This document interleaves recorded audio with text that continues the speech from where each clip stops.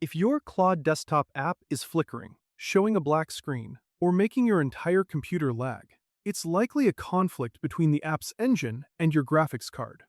These glitches usually happen because the app is trying to use your hardware to speed things up, but ends up causing a crash instead.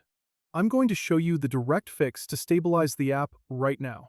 Stick around for the final tip, because I'll show you a specific clean start command that fixes the app if it gets stuck in a loop and won't even open to let you change these settings. To disable hardware acceleration, first, ensure the Claude app is fully open. Head to the top menu bar. If you're on a Mac, click Claude in the top left. If you're on Windows, look for the Help menu.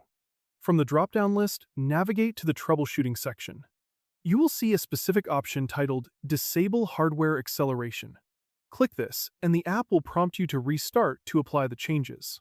Confirm the restart, and when the app reopens, the interface will be rendered using your CPU rather than the GPU, which immediately stops the flickering and black screen issues. Taking this step is vital for anyone using high refresh rate monitors or laptops with dual graphics cards.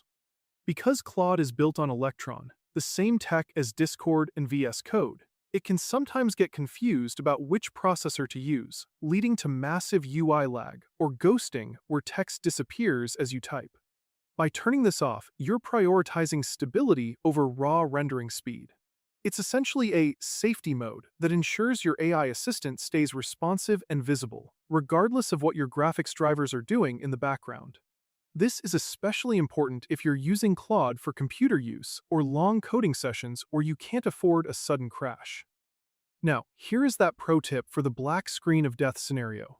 If the app is so broken you can't even see the menus to turn this off, hold down the Shift key while clicking the Claude app icon to launch it. This forces the app to open with a basic, software-only renderer, allowing you to get back into the settings and flip the switch permanently. This one shortcut saves you from having to uninstall and reinstall the entire program just to fix a simple display bug.